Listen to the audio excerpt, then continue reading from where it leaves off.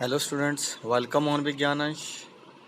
Today's topic is regarding the soil and the type of soil, how soil is formed. So let's start with the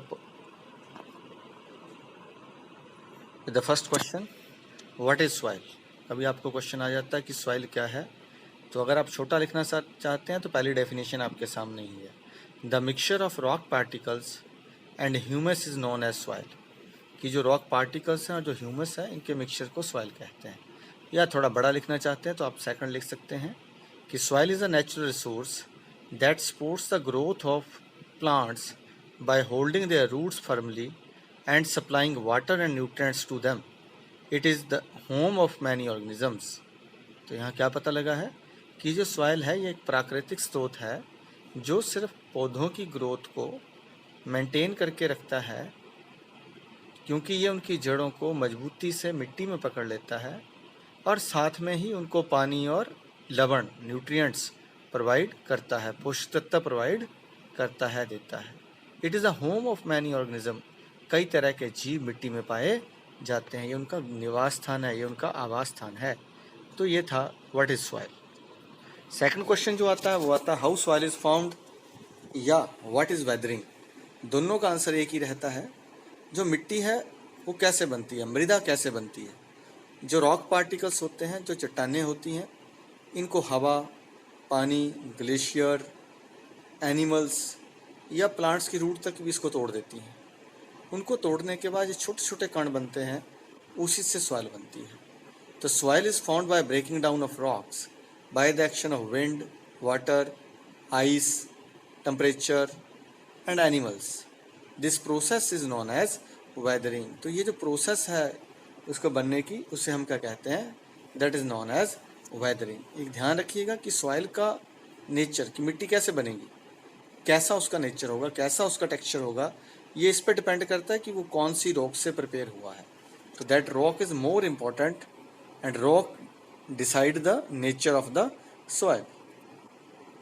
and what is the necessity of soil. जरूरत है ही क्यों मिट्टी की, क्या usage हैं soil के हमारी life में. तो ये तो आप जानते ही हैं कि जितनी भी हम कृषि करते हैं, खेती करते हैं, वो मिट्टी के कारण, मृदा के कारण ही है. अगर मृदा ना हो, बड़े बड़े पत्थर चट्टाने हो, तो सोचिए कभी फसलें उगेगी, हम क्या खाएंगे, बाकी ऑर्गेनिज्म क्या खाएंगे. तो soil is a main natural source for agriculture as it provide place to plants to grow in it. क्योंकि यही पौधों को उगने के लिए जगह प्रोवाइड करता है. It is a home of many organisms. ये कई जीवों का आवास स्थान है. Soil is used in pottery. कई तरह के बर्तन मिट्टी से बनाए जाते हैं. Soil is used to make the huts. पुराने समय में सारे घर ही मिट्टी के होते थे, आज कोई कोई घर मिट्टी का मिलता है. Soil is used to make the check dams.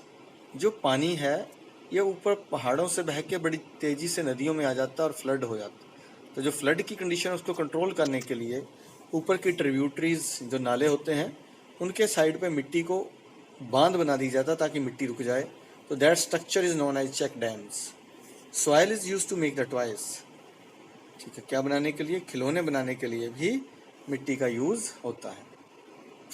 Type of soil की बात करेंगे तो हमने अभी पहले फ्रंट पेज पे देखा कि 6 टाइप ऑफ सॉइल थी. That is on the nature of texture.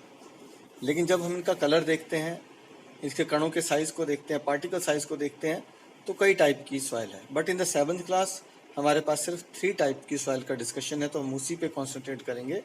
तो फर्स्ट चीज़, the nature of soil depend on the rocks from which it has been formed and the type of vegetation that grow in it. इस पर किस तरह की फसलें उगती हैं, इस पर डिपेंड करता है कि किसी सॉइल का नेचर कैसा होगा.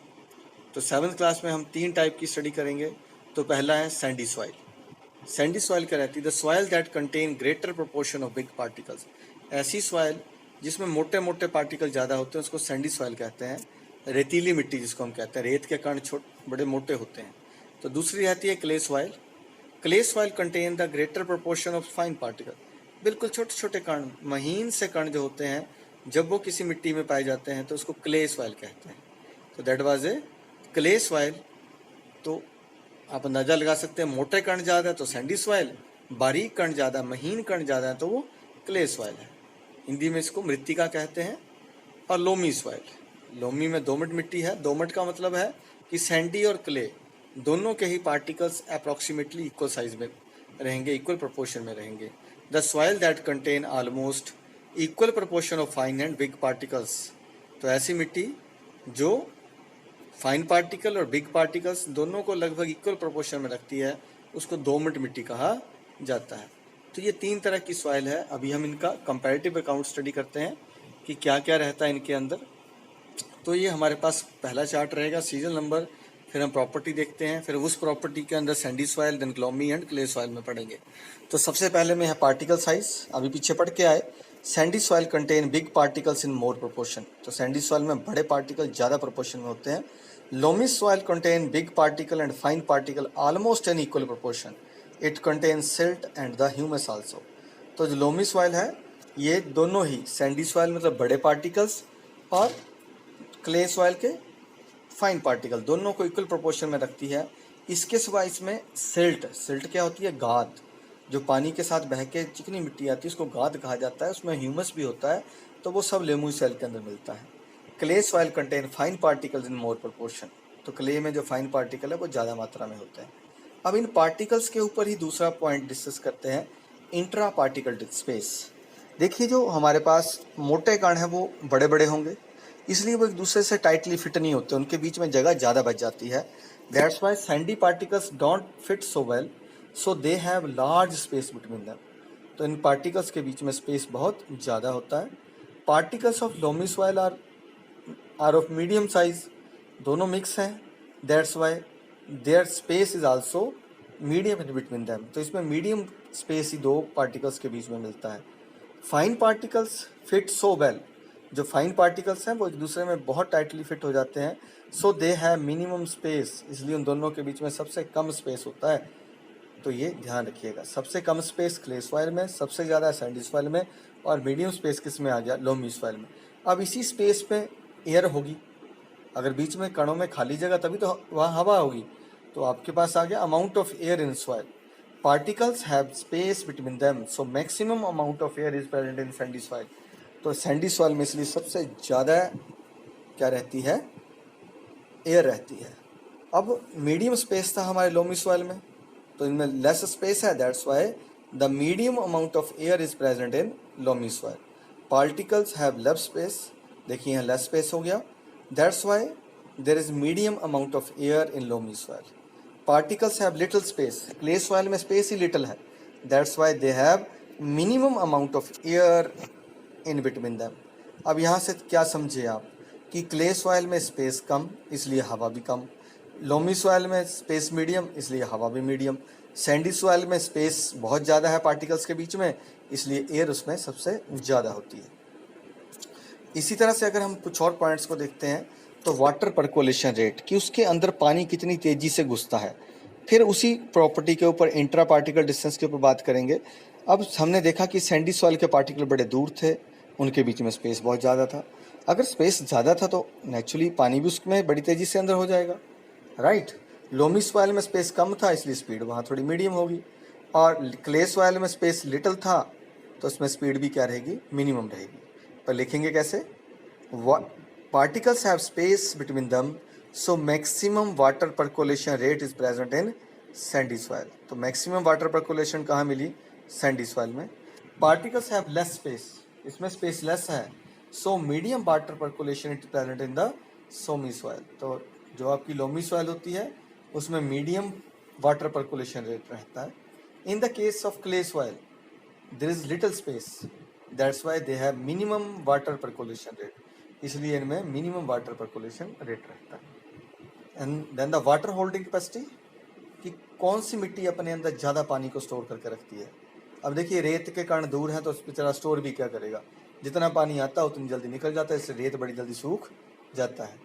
लोमी सॉइल में ह्यूमस वगैरह हो तो वाटर होल्डिंग कैपेसिटी इसकी अच्छी होती है, पर क्ले सॉइल में एक बार पानी घुस जाए तो आप जानते हैं चिकनी मिट्टी तो क्या हो जाती है? कीचड़ी बन जाती है, दलदल बन जाती है, क्योंकि वो अपने अंदर पानी को ज़्यादा स्टोर करके रखती है। तो इन्हीं टर्म्स को लिखेंगे कैसे? Water holding capacity is minimum, so it is almost dry soil. Question आता है which type of soil is dry soil, तो आंसर क्या रहेगा? Sandy soil. जो क्वेश्चन होगा विच soil have minimum water holding capacity, तब भी आप क्या लिखेंगे? Sandy soil. Water holding capacity is medium, it is best for crop. Loamy की मीडियम कैपेसिटी है but water holding capacity is maximum in the clay soil. तो clay soil में maximum capacity है। सोचिए अगर पानी ज़्यादा स्टोर है तो बड़ी अच्छी बात है, लेकिन ऐसा नहीं है एक्चुअली। होता क्या है, जब एक्सेस वाटर स्टोर हो जाता तो वाटर लॉजिंग हो जाती है। वाटर लॉजिंग का मतलब पानी जब खड़ा हो जाएगा तो in the time of night जो प्लांट्स हैं वो रेस्पिरेशन करते हैं। जब वो रेस्पिरेशन करते हैं तो उनको किसकी ज़रूरत है? ऑक्सीजन की ज़रूरत है। अब प्लांट्स में जो ऑक्सीजन है उसका हर पार्ट अपने अपने लेवल पे ऑक्सीजन लेता है। रूट अपनी लेते हैं, स्टेम अपनी लेता है, लीव्स अपनी लेते हैं।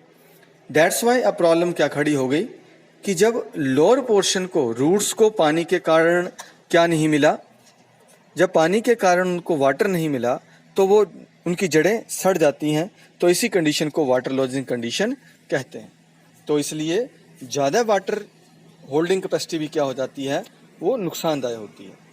And the last point is best for crops. इसमें हम कौन कौन सी फसलें उगा सकते हैं? Sandy soil is best for cotton and groundnut. Loamy soil is best for the pulses like lentils, cereals like wheat and gram. तो यहाँ पे लेंटिल मतलब मसर जैसी दालें लोमी सॉइल में अच्छी होती हैं।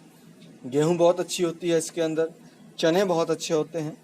In the clay soil it is good for the, जो क्ले सॉइल है वो पैडी, धान के लिए अच्छी है, व्हीट, ग्राम के लिए अच्छी है। तो ये सारे प्रोडक्ट्स इसके अंदर पाए जाते हैं। तो इस तरह से आप ध्यान से इनको पढ़िए, बुक से कंपेयर कीजिए, पढ़ते रहिए, बढ़ते रहिए।